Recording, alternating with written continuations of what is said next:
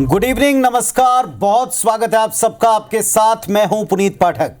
नमस्कार, मैं हूं आपके साथ हितेश व्यास। वक्त है सरकार का, लेकिन सरकार में आज लगातार उससे पहले हम महा एग्जिट पोल पर बात कर रहे हैं, क्योंकि देश भर में 7 चरणों की वोटिंग संपन्न हो गई और उसके बाद अलग अलग न्यूज एजेंसीज के और IBC 24 के अपने महा एग्जिट पोल के नतीजे भी हम लगातार आपके सामने रख रहे हैं और उसी पर चर्चा भी कर रहे हैं। उन्हीं जो एग्जिट पोल के नतीजों की आंकड़ों की रोशनी में ये समझने की कोशिश कर रहे हैं कि अगर यही नतीजों में तब्दील होता है तो आखिर क्या वो वजह रही, कौन से वो मुद्दे रहे जिसके जरिए जनता ने इस तरह का फैसला। और इस वक्त की एक बड़ी, सबसे बड़ी अपडेट जो सारे देश की नजरें थे जिस पर कि पूरे देश में जो चुनाव हुए उसके नतीजों की झलक अभी से दिखाई पड़ रही है।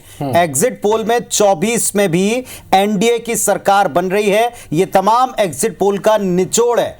महा एग्जिट पोल में IBC 24 के साथ साथ विभिन्न चैनल्स के एग्जिट पोल को मिलाकर महा एग्जिट पोल में जनादेश की तस्वीर जो भरकर सामने है, इस पर बात होगी अगले 1 घंटे। इसमें पोल्स ऑफ पोल देखें, एनडीए और इंडिया, दो प्रमुख गठबंधन के बीच में 24 का आम चुनाव हुआ जिसमें एनडीए को सबका निचोड़ 362 सीटें मिलना दिख रहा है और इंडिया गठबंधन सारे प्रयासों के बावजूद 149 सीटें प्राप्त करता रुझानों में नजर आ रहा है। यह है पोल्स ऑफ पोल, मतलब देश के विभिन्न मीडिया समूह के द्वारा किए गए जो एग्जिट पोल्स हैं उनका निचोड़ है ये। और बाकी के अदर्स जो है वो 32 सीटों के ऊपर लीड लेते हुए नजर आ रहे हैं। मतलब सरकार में कोई परिवर्तन नहीं होगा। देश में इस वक्त एनडीए सत्ता में है और आगे भी बना रहेगा, इसकी गुंजाइश दिखाई पड़ रही है। अब एक एक करके आपको विभिन्न एजेंसियों के और चैनल्स के सर्वे वो भी हम दिखा रहे हैं, एग्जिट पोल्स भी दिखा रहे हैं। बिल्कुल, चूंकि पोल्स ऑफ पोल जो है वो 362 सीट बीजेपी एनडीए के खाते में, लेकिन SAAM और जन की बात ने मिलकर जो सर्वे किया उसमें भारतीय जनता पार्टी को सबसे ज्यादा 377 सीटें उन्होंने दी हैं और कांग्रेस पार्टी की गठबंधन यानी कि इंडिया गठबंधन को उन्होंने 151 के करीब सीटें दी हैं।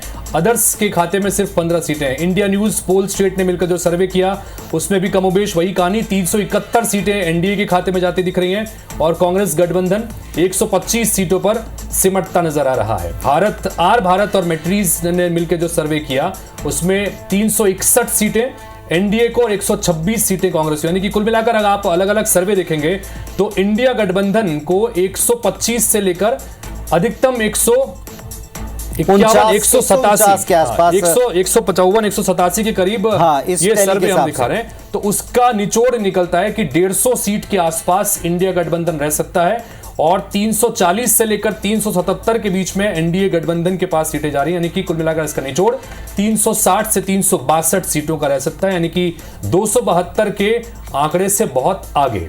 रिपब्लिक टीवी और पी मार्क इन्होंने मिलकर के जो अपना एग्जिट पोल किया उसमें एनडीए को 359 सीटों पर दिखाया है और इंडिया गठबंधन को 154 सीटों पर दिखाया। एक और एग्जिट पोल न्यूज नेशन का देखें, इसमें एनडीए को 360 सीटों पर और इंडिया गठबंधन को 161 सीटों पर दिखाया। और इस पूरे सर्वे का, इन सभी पोल्स का जो निचोड़ है, पोल्स ऑफ द पोल, वो है एनडीए के फेवर में 367 और इंडिया के खाते में 140 के आसपास ये दर्शाता है। अगर आप ऑन एन एवरेज सबका एवरेज निकालते हैं तो 362 149 के आसपास ये जाता हुआ दिखाई पड़ रहा है।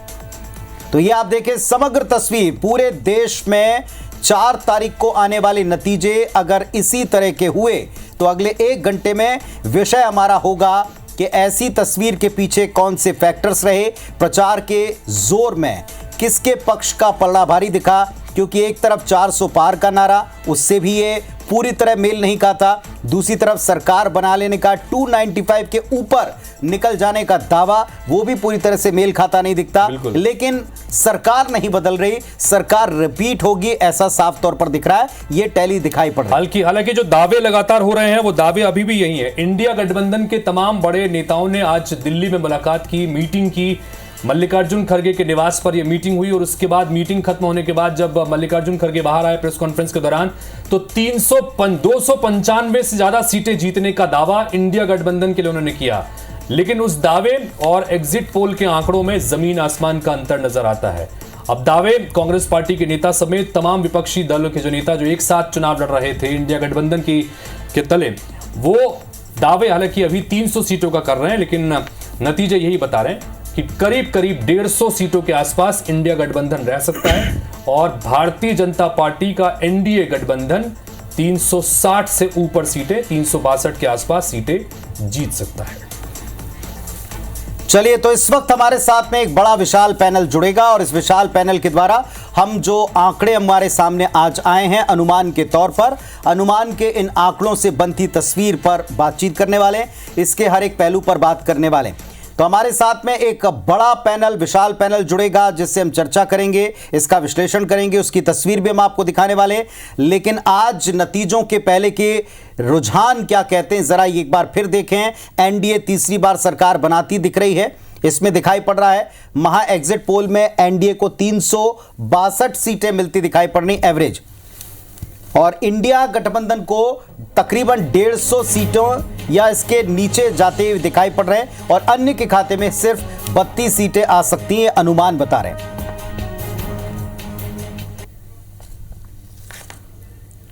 तो ये टैली आप देख रहे हैं विभिन्न अलग अलग स्रोतों से मिलने वाले आंकड़ों की। इसमें एसएएम और जन की बात 377 सीटें दे रहा है भारतीय जनता पार्टी और उनके गठबंधन को, कांग्रेस को 151।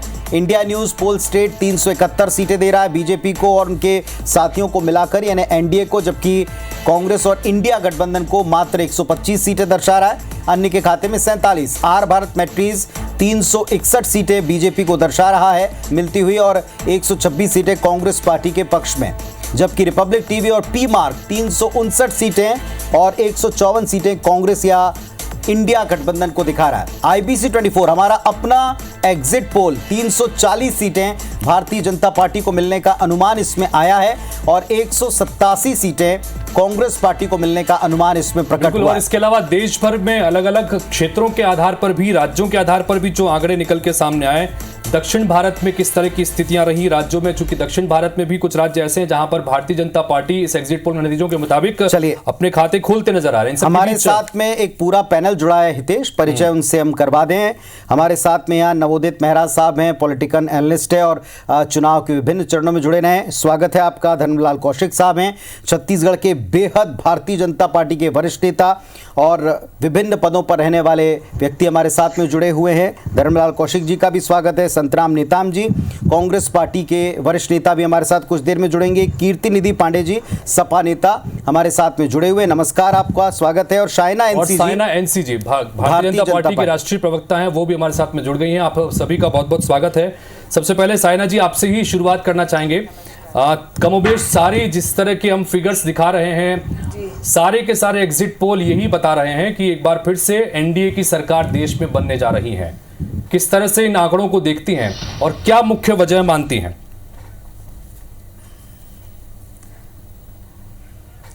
देखिए, स्वाभाविक रूप से सरकार बन रही है तो एनडीए की सबसे बड़ी पार्टी है तो भारतीय जनता पार्टी, क्योंकि मोदी जी के नेतृत्व में 10 साल में जो काम हुआ है वो अपरंपार है। जो 60 करोड़ लाभार्थियों की जिंदगी में बदलाव आती है, 11 करोड़ महिलाओं को गैस सिलेंडर मिलती है, 13 करोड़ महिलाओं को शौचालय मिलते हैं, 4 करोड़ लोगों को प्रधानमंत्री आवास योजना के निमित्त घर मिलते हैं, जब 55 करोड़ लोगों को 5 लाख मिलता है आयुष्मान भारत को लेके, तो ये काम जो है हर एक वर्ग स्तर तक जाता है। जात पात धर्म के आधार पे कोई वोट नहीं कर रहे हैं, वोट कर रहे हैं तो महिला, बुजुर्ग, युवा, गरीब और किसान। प्रधानमंत्री ने 10 साल में कोई भी गलत काम भी नहीं किया, कोई कांड नहीं, कोई स्कैम नहीं, कोई भ्रष्टाचार नहीं। आप भूल गए और जनता शायद भूल चुकी है कि 2G, कोलगेट, स्पेक्ट्रम, कितने स्कैम्स थे 2014 के पहले। तो गर्व के साथ ये कह सकते हैं कि ये प्रगति की राजनीति के लिए एक वोट है राइट डायरेक्शन में, और वो उस परिप्रेक्ष्य में हमने वोट दिया है कि जनता और जनता के हित में वो स्कीम्स जहां भारत जो 11वें नंबर पे थी आर्थिक दृष्टि से 5वें नंबर पे आ गई है पूरे विश्व में और तीसरे के और जा रहे हैं। तो as an economic super power इतना काम हुआ है कि मैं मानती हूँ कि ये सभी चीजों का फायदा हुआ है। और जरूर एक विकसित भारत की जब हम बात करते हैं तो विकसित भारत ना सिर्फ एक विजन प्लान है, पहले 100 दिन में ही प्रधानमंत्री जिस रफ्तार से काम करने का जो मन नीति नियत उन्होंने बनाया है वो स्पष्ट रूप से आप देखेंगे तो 150 एयरपोर्ट्स जो इलेक्ट्रिफिकेशन हुआ है, रेलवेज में जो हाईवेज, जो एम्स के अस्पताल, जो medical colleges, the list is endless. और उसी बिल्कुल इस पर बहुत विस्तार से जाया जा सकता है शाइना जी, लेकिन एक छोटा सा एक इसी सर्वे का, इन्हीं रुझानों का एक और इशारा भी है। जैसे कुछ स्टेट थे जिनको भारतीय जनता पार्टी ने भी अपने लिए बड़ा चैलेंजिंग माना था, स्पेशली दक्षिण के कुछ राज्य हो गए या राज्यों के भीतर की कुछ सीट्स हो गई। हम देख रहे हैं इसमें कि इन सब के बावजूद, सबका निचोड़ भी देख लें तो ये तकरीबन 370 के आसपास जाता दिख रहा है ओवरऑल एनडीए का। आपको लगता है कि जो विपक्ष ने कहा भारी एंटी इनकम्बेंसी है, ये उसकी वजह से थोड़ी बहुत कसर है, या कुछ विपक्ष ने जो मिलकर जोर मारा ये उसका है असर है?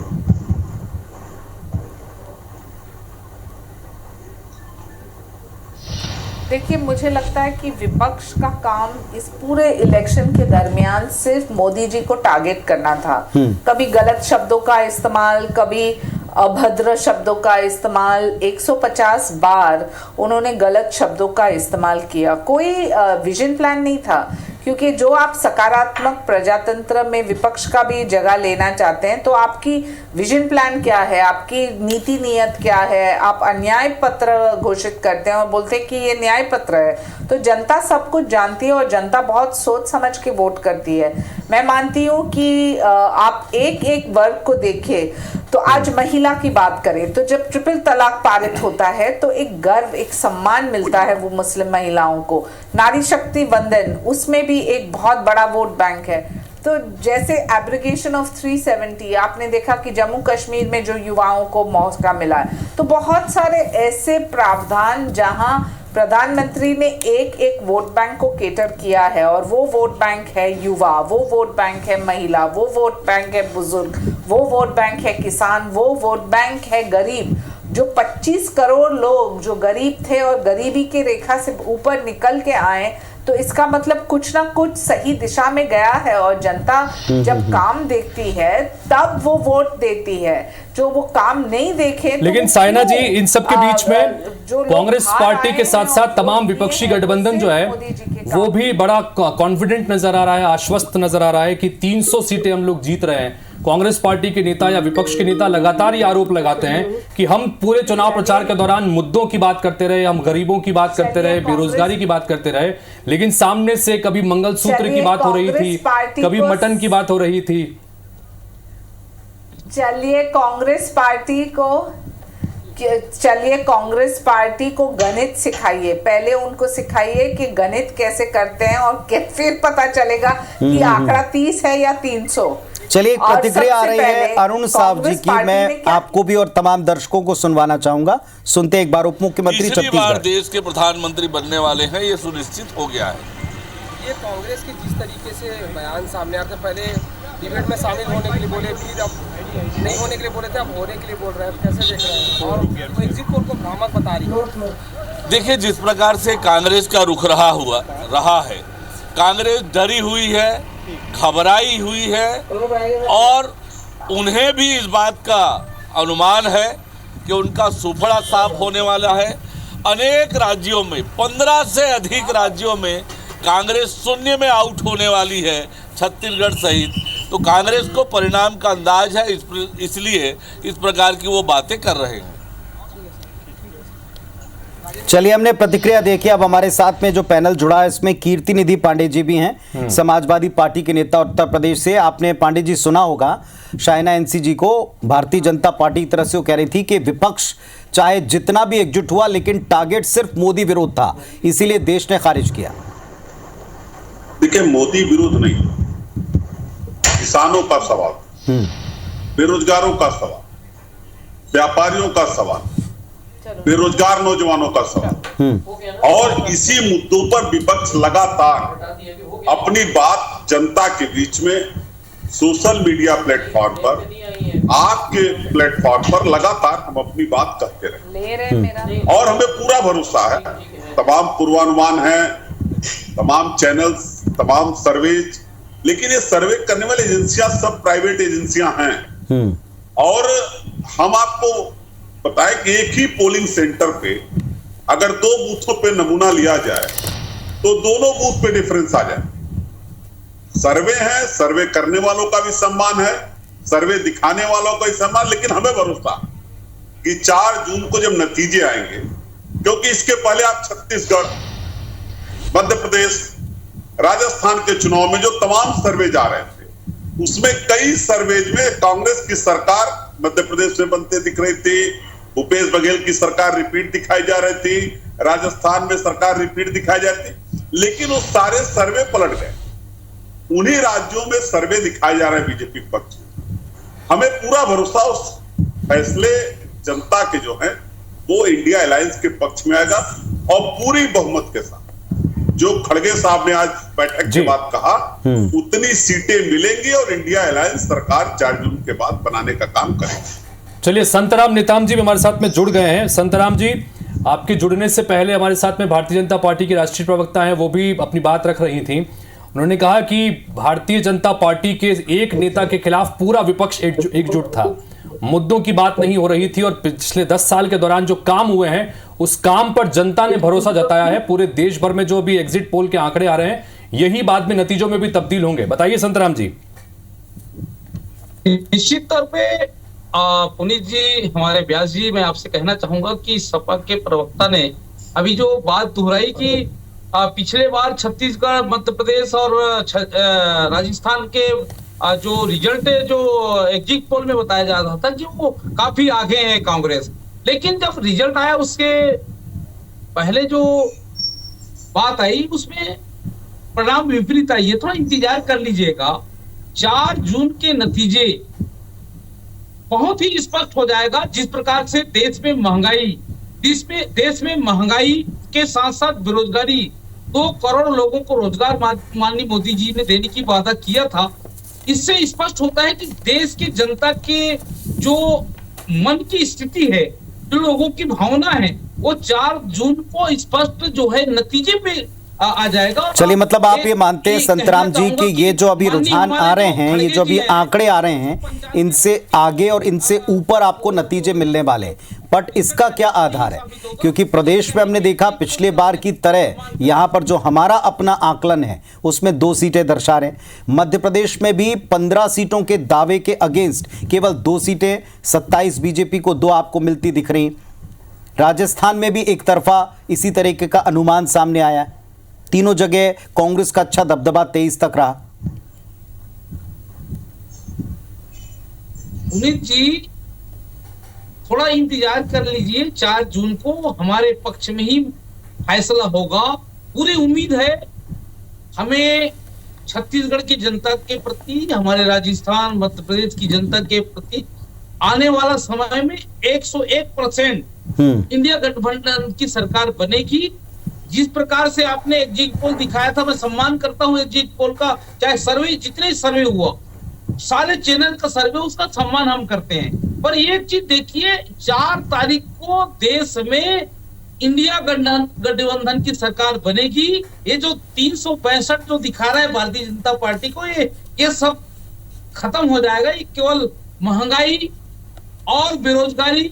चलिए, धर्मलाल कौशिक जी भी हमारे साथ में जुड़े हैं, भारतीय जनता पार्टी के वरिष्ठ नेता हैं, पूर्व विधानसभा अध्यक्ष हैं। धर्मलाल कौशिक जी, कांग्रेस पार्टी के नेता ये कह रहे हैं कि चाहे कितने अभी एग्जिट पोल के नतीजे आ जाएं, 4 तारीख को जब एग्जैक्ट नतीजे आएंगे तो 101% इंडिया गठबंधन की सरकार बन रही है। संतराम नेताम जी ये कह रहे हैं, दावा कर रहे हैं, बताइए।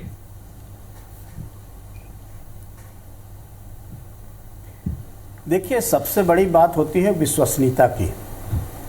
आज पूरे हिंदुस्तान, नहीं दुनिया में किसी की विश्वसनीयता कायम है जिसको लोग मान रहे हैं, वो है नरेंद्र मोदी जी।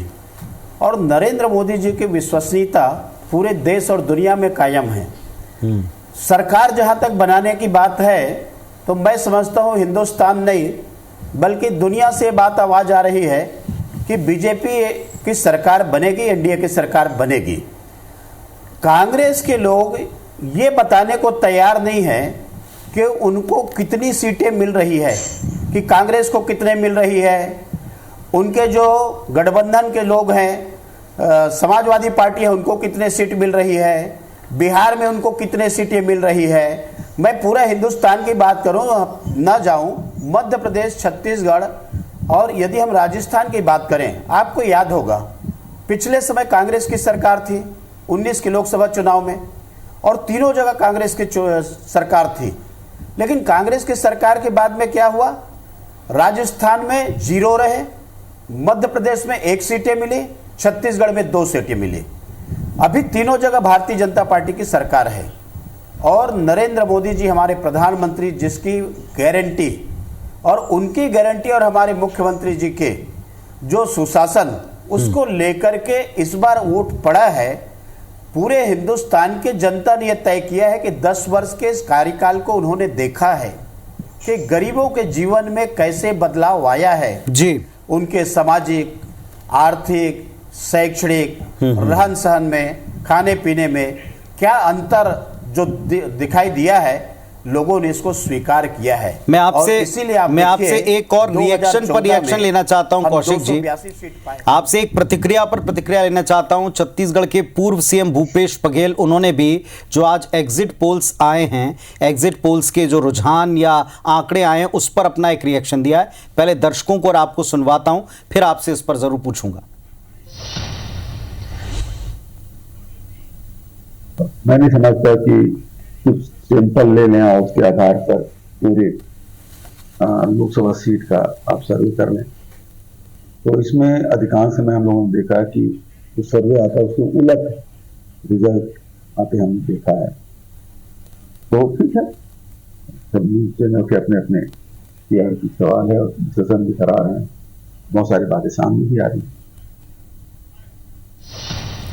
तो जितना हम समझ पाए, उन्होंने कहा कि सबकी अपनी अपनी बाध्यताएं हैं, विवशताएं हैं, विवशताएं और बाध्यताओं के बीच में इस तरीके के उन्होंने रुझान दिए हैं।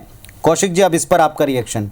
पूर्व सीएम साहब, वैसे तो 11 सीटें थी, लेकिन सबसे ज़्यादा फाइट अगर कहीं देखी हमने, पूरा जोर लगते देखा तो राजनांदगांव में, वो प्रत्याशी भी थे यहाँ से। अब उनको आपने सुना रुझानों के ऊपर।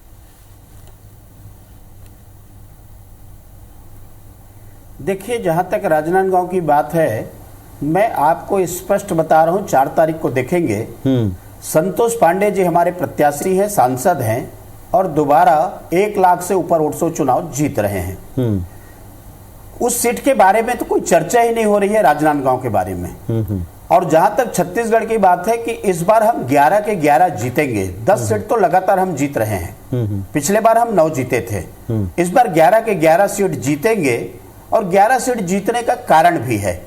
अब उस विस्तार में जाना नहीं चाहता। मैं ये बोल रहा था, पिछले बार तीनों प्रदेश में कांग्रेस की सरकार थी और कांग्रेस की सरकार के रहते हुए हम लोगों ने का प्रदर्शन जो भाजपा का तीनों प्रदेश में आप लोगों ने देखा है। इस बार तीनों प्रदेश में भाजपा की सरकार है, जहां पर नरेंद्र मोदी जी की गारंटी है और हमारे जो मुख्यमंत्री है उनकी विश्वसनीयता है। इस बात को लेकर के, उनके कार्य को लेकर के चूंकि एक मीडिया पर भी कमेंट हुआ है इसमें, पूर्व सीएम साहब ने मीडिया पर भी एक कमेंट किया है। उन्होंने कहा है कि सबकी अपनी अपनी TRP वाली विवशताएं होती हैं। हमारे साथ में पॉलिटिकल एनालिस्ट हैं नवोदित मेहरा जी, दशकों से देख रहे हैं। मेहरा साहब, एक तो ओवरऑल ये जो आंकड़े आए, इस पर आपकी प्रतिक्रिया, और ये कि अब आजकल एक TRP वाला प्रेशर भी है सब पर, इशारा वो कहाँ करना चाहते हैं वो भी आप समझे होंगे। दोनों पर अपनी बात रखिएगा। जी पुनीत जी, जैसा मुझे लग रहा है कि जितने भी रिजल्ट आए हैं IBC का रिजल्ट के साथ साथ देशव्यापी जितने रिजल्ट आए उसी के आसपास का नंबर शायद आएगा। और ये देश का रुझान दिखाता है एग्जिट पोल कि हम कहां जाएंगे, कैसा होगा। और 4 जून को ये बिल्कुल साफ हो जाएगा कि देश कहां जा रहा है। जहां तक TRP के रुझान की बात है, मुझे नहीं लगता कि देश का मीडिया आज किसी दबाव में है। और अगर होता तो कुछ वर्ग विशेष का ही मीडिया ऐसी बात बोलता है जिसमें भारतीय जनता पार्टी को कुछ ज्यादा नंबर देता और कुछ मीडिया कांग्रेस को ज्यादा नंबर देता। परंतु आप देखें, आपने दिखाया अभी अपनी स्क्रीन के ऊपर कि सारे एग्जिट पोल लगभग उसी दिशा में जा रहे हैं। सबसे बड़ी बात एक है कि जो आपने इशारा किया ना कि कुछ मीडिया हाउसेस जिनको प्रो माना जाता था, वहां भी वो नंबर टच करता नहीं दिखाया जा रहा, जिस नंबर का दावा एक पक्ष की तरफ से लगातार किया, जिसको हम एक तरफा इलेक्शन मान। तो 400 पार का गोल क्या कहता है महा एग्जिट पोल, इसी पर लगातार हम यहां पर चर्चा कर रहे हैं। चूंकि एग्जिट पोल्स के आंकड़े तमाम अलग अलग न्यूज चैनल्स एजेंसीज के आ गए हैं। सभी ये बता रहे हैं कि एनडीए की सरकार देश में बनने जा रही है, लेकिन जो 400 पार के आंकड़े की बात लगातार कही जा रही थी, उस आंकड़े तक कोई भी एग्जिट पोल जो एजेंसियों की तरफ से दिया गया है वो वहां तक पहुंचता नजर नहीं आ रहा है। लेकिन यह तय है कि अगर यही नतीजों में तब्दील होता है तो देश में एक बार फिर से एनडीए की सरकार बनने जा रही है।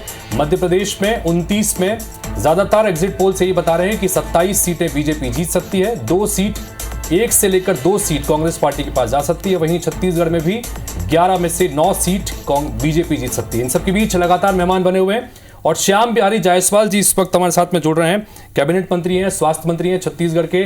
श्याम बिहारी जी, बहुत बहुत स्वागत है आपका IBC 24 पर।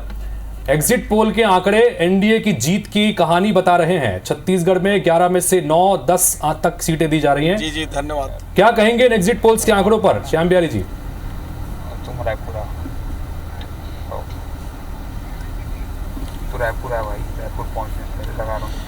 देखिए, हमारा जो शुरू से ही हमारे प्रधानमंत्री माननीय नरेंद्र मोदी जी और भारतीय जनता पार्टी शुरू से कहती आ रही है कि अब की बार 400 पार, तो 400 के आसपास लगभग एग्जिट पोल के एवरेज में जो आंकड़े हैं 370 के आसपास, 71 के आसपास एवरेज में दिखा रहे हैं। किसी में 380 है, किसी में 359 है। तो ये मान के हम चल रहे हैं कि ये आंकड़ा 400 के करीब है और ये आंकड़ा जिस प्रकार से दिखा रहा है, और इसमें जब एग्जैक्ट इसका गिनती होगा तो मुझे लगता है कि 400 सीटें हमारी होंगी और एग्जिट पोल भी यथार्थ के बहुत करीब है। छत्तीसगढ़ के परिप्रेक्ष्य में कई में 10 से 11 दिखा रहे हैं, कई में 9 से 11 दिखा रहे हैं। तो मैं कहना चाहूँगा कि हमारे 9 या 10 सीट तो कन्फर्म दिखा रहे हैं, लेकिन जो सर्वे हैं, जो एग्जिट पोल हैं, उनको 1-2 सीटों में कन्फ्यूजन है। तो कन्फ्यूजन का कारण कम मार्जिन हो सकता है, लेकिन हम इस बार यहाँ 11 की 11 सीटें जीत रहे हैं और 11 सीट जीतकर छत्तीसगढ़ में इस बार कीर्तिमान स्थापित होगा। चलिए, अगर इसके पीछे मंत्री जी किन्हीं फैक्टर्स को आप देखें, क्योंकि पूरा देश एक ही फेस के पीछे रहा, एक ही फेस के द्वारा नैरेटिव सेट किया गया और वो देश के प्रधानमंत्री मोदी जी का था। पहले दिन से लेकर के आज दिन तक प्रधानमंत्री जी की तस्वीरों से कोई दूर हो नहीं पाया, ना इलेक्शन, ना लोग, ना मीडिया। तो क्या आप मानते हैं इसके अलावा कोई और बड़ा फैक्टर चला 24 में?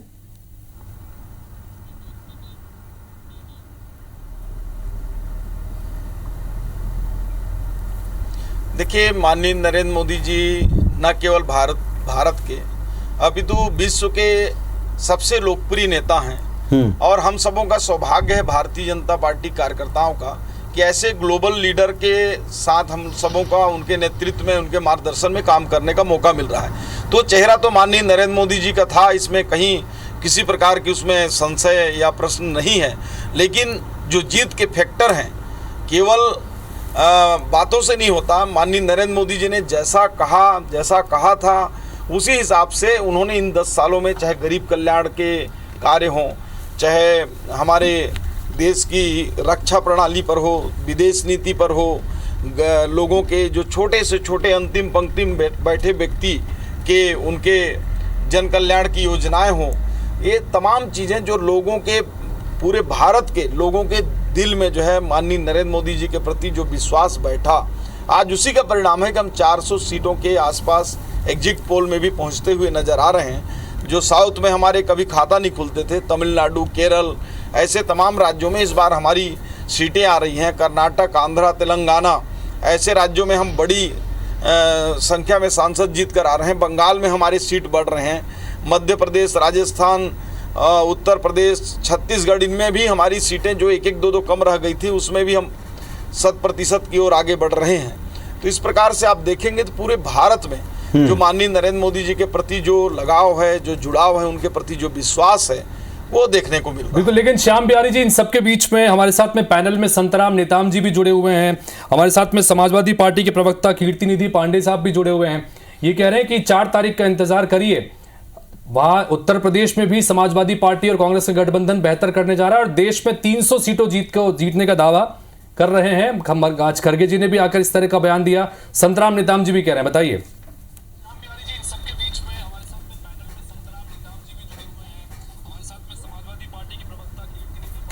देखिए, हम एग्जिट पोल पर किसी प्रकार की कोई विवाद नहीं कर रहे हैं ना, तो हमने एग्जिट पोल बनाया है ये तमाम न्यूज एजेंसियां, तमाम चैनल, ऐसा तो है नहीं कभी 3 दिन के लिए हम बता देंगे बढ़ाकर, तो 4 को तो एग्जैक्ट पोल आएगा ही, 4 का इंतजार कर लें, कोई दिक्कत नहीं है। 2 दिन संतराम जी हमारे साथ विधायक भी थे और पुराने हमारे साथी हैं, मैं उनको कहना चाहूँगा कि 2 दिन और धैर्य से रहें, लेकिन अब इनको नींद आए तब तो 2 दिन, उसकी भी इनको दवाई वाई लेना पड़ेगा ऐसा लगता है, क्योंकि इनके नींद तो उड़ गए हैं सबके। चलिए सुन रहे हैं वो आपको, मैं कहूँगा नेताम साहब आप भी उत्तर दे दें, जवाब दे ही दें। आप भी कर लें, इसमें कोई हमारा वो उसमें वो नहीं है। नेताम साहब बोल रहे हैं, नेताम साहब को भी सुन लेते हैं। नेताम साहब, निश्चित तौर पे मैं अभी माननीय कैबिनेट मंत्री आदरणीय श्याम बिहारी जायसवाल जी को सुन रहा था, उनके साथ हम लोगों ने 5 साल काम किया, हमारे बहुत ही आदरणीय रहे हैं, वो बहुत ही बुद्धिमान व्यक्ति हैं और अच्छे अनुभव रखते हैं, पर उनका मैं खंडन करना चाहूंगा कि अभी सपना उनको देख लेना चाहिए, कोई दिक्कत नहीं है। 2-3 दिन की बात है, 4 तारीख को जब देश के आईना और ये सर्वे का जो एग्जिट पोल दिखा रहे हैं सारे चैनल में, उसका सम्मान करता हूं, पर एक चीज कहना चाहूंगा कि 3 दिन रुकिए आप, 4 तारीख को आप देख लीजिए जनता के मन के जो बात है वो किसी और बात पर सहमत होनी हो, आप इस बात पर जरूर सहमत हैं कि 3 दिन के बाद में फिर तो जरूर रियलिटी से सामना हो गए। फिलहाल हम श्याम बिहारी जायसवाल जी को धन्यवाद देते हैं, मंत्री जी को हमारे साथ में जुड़े, उन्होंने अपनी प्रतिक्रियाएं दी। और एक सवाल के साथ में मैं कीर्ति निधि पांडे जी के पास में जाऊंगा। कीर्ति जी, इस बात को तो आप भी स्वीकार करेंगे कि पूरे देश में इलेक्शन मोदी जी के फेस पर लड़ा गया, विपक्ष में बहुत से चेहरे रहे, लेकिन कौन उनके सामने समकक्ष खड़ा होगा सीधे तौर पर यह नहीं था। शुरू से कई लोगों ने कहा देखिएगा इसका नुकसान होगा, एकजुटता नहीं आ पाएगी, वो दमदारी नहीं आ पाएगी, मुद्दे जो आप उठाएंगे उनमें वो कन्विंस करने वाला फैक्टर नहीं आ पाएगा। आप मानते हैं इसका कोई असर है?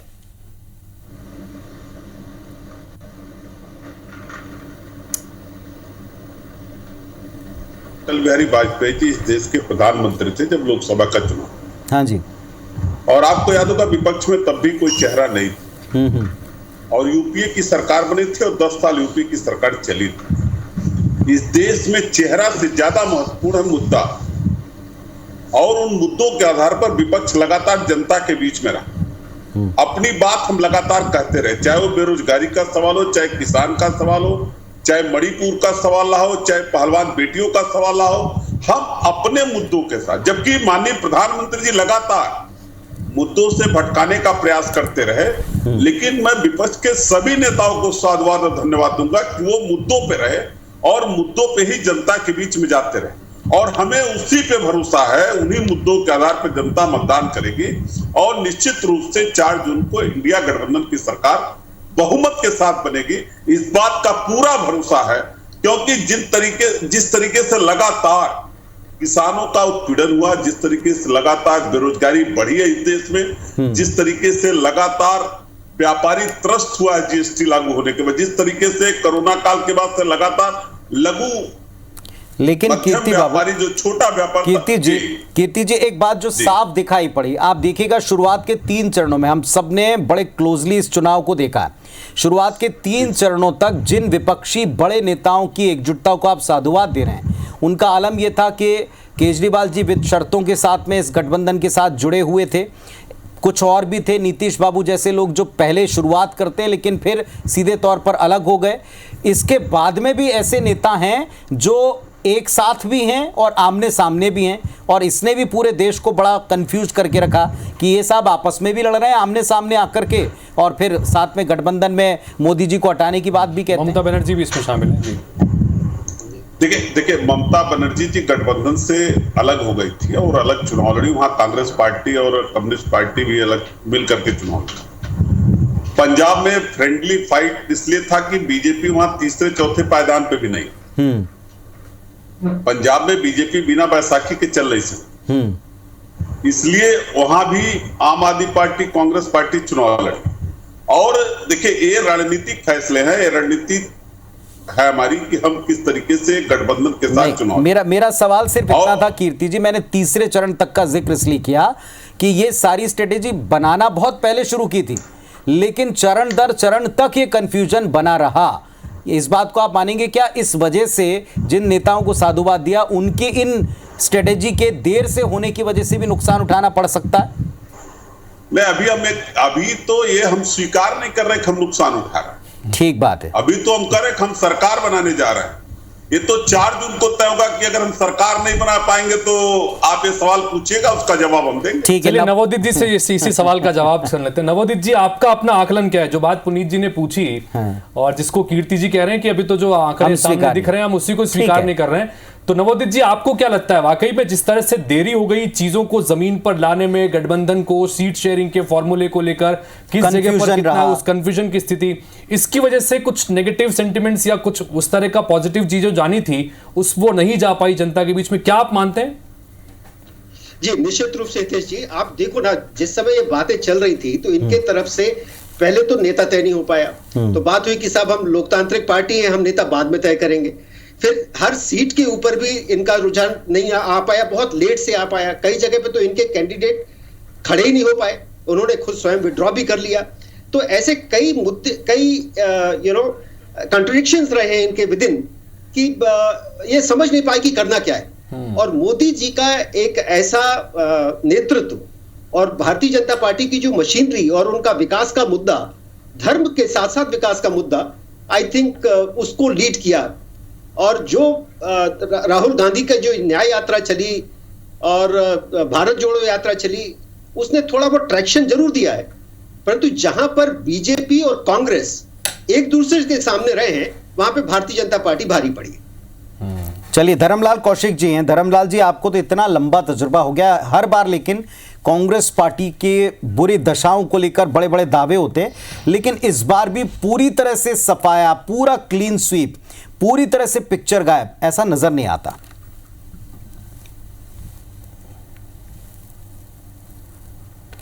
देखिए, जिस प्रकार से पूरे हिंदुस्तान का रुझान सभी चैनलों के माध्यम से दिखाया गया है, आप जहां तक सफाया की बात करते हैं तो मैं एक उदाहरण देना चाहता हूं कि जो पार्टी आज़ादी के बाद में कश्मीर से कन्याकुमारी तक हो, सौराष्ट्र से आपका आसाम तक हो, आज उस पार्टी को उंगली में गिन रहे हैं कि कितने सांसद आए हैं।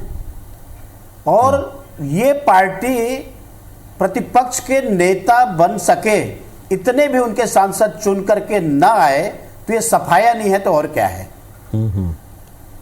लगातार आप देख रहे हैं कि कांग्रेस का पतन हुआ है, और पतन होने के बाद में कई प्रदेशों में आप देखेंगे तो कांग्रेस को राष्ट्रीय पार्टी के बजाय पिछलग्गू पार्टी कहना चाहिए।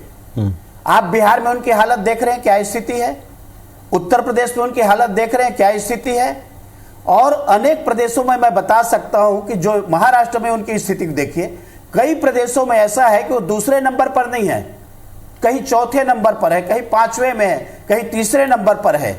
तो ये सफाया नहीं है तो और क्या है।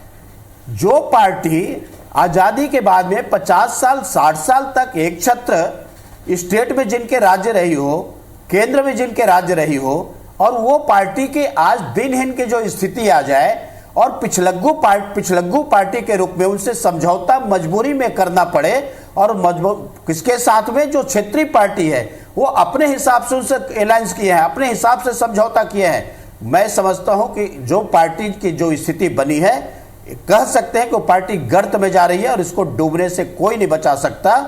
तो उसी स्थिति में लगभग कांग्रेस पहुंच गई है।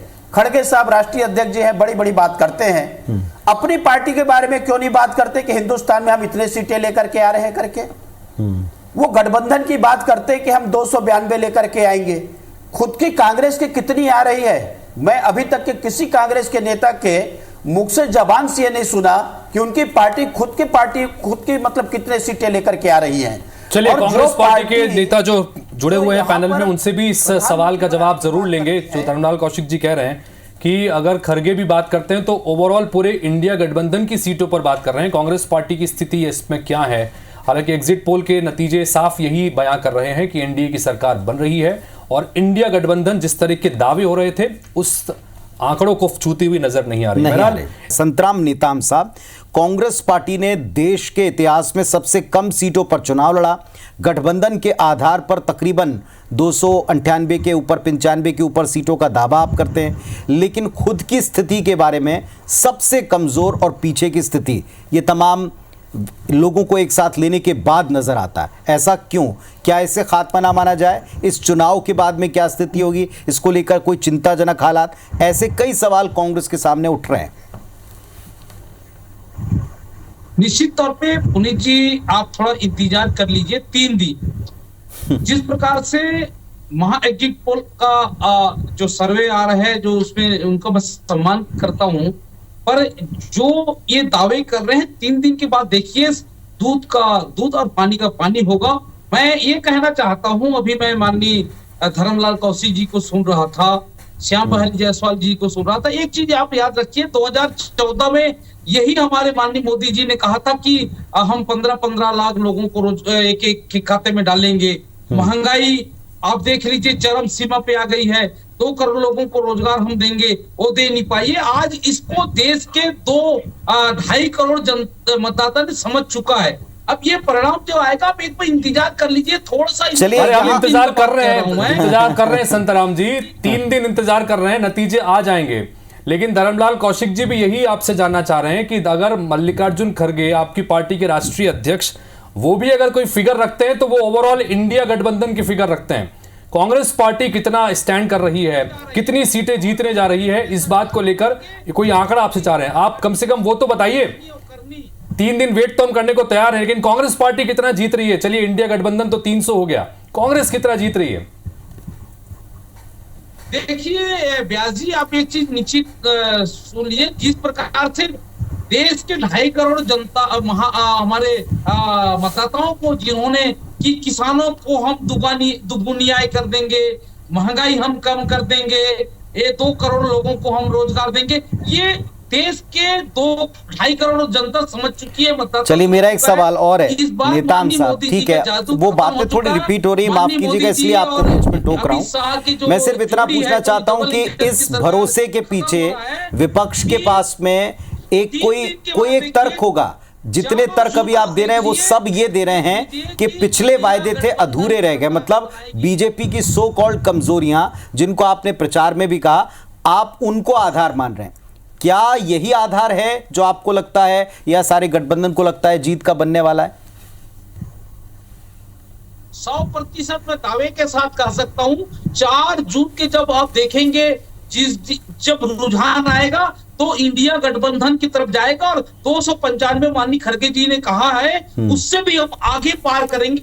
कीर्ति साहब, मेरा सवाल आपसे भी यही है, चूंकि आप भी गठबंधन के एक प्रमुख अंग को रिप्रेजेंट कर रहे हैं यहाँ पर, समाजवादी पार्टी को। यूपी के लड़कों के नाम से हमने मध्य प्रदेश, छत्तीसगढ़ में भी खूब जम करके प्रचार के दौर में वो सारी चीजें देखी, लेकिन ओवरऑल इसे ऐसे पेश किया गया भारतीय जनता पार्टी और एनडीए की तरफ से कि ये सब अपने परिवार और परिवार की साख को, मतलब परिवारवाद को एक तरह से रिप्रेजेंट करने वाले लड़के रहे हैं, जिन्होंने जिस तरीके से लड़ा है चुनाव, वो दरअसल सिर्फ और सिर्फ अपने आप की सियासत को बचाने वाला है।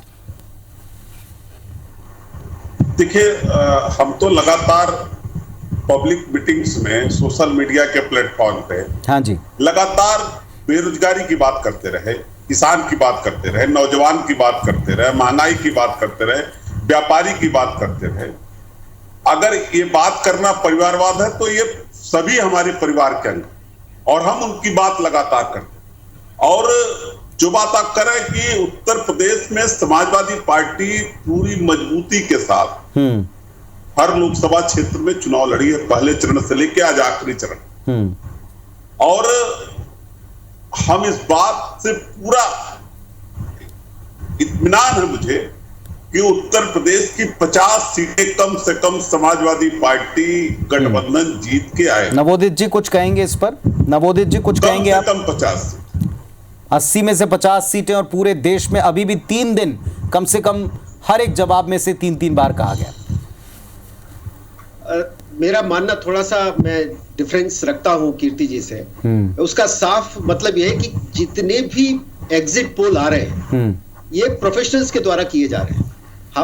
IBC 24 का भी जो बेस है वो 3000 से ज्यादा का बेस है, जो छोटा बेस नहीं है। तो अगर आप पूरे पोल्स को अगर आप देखें तो ये लगभग संख्या करोड़ों में पहुंच जाती।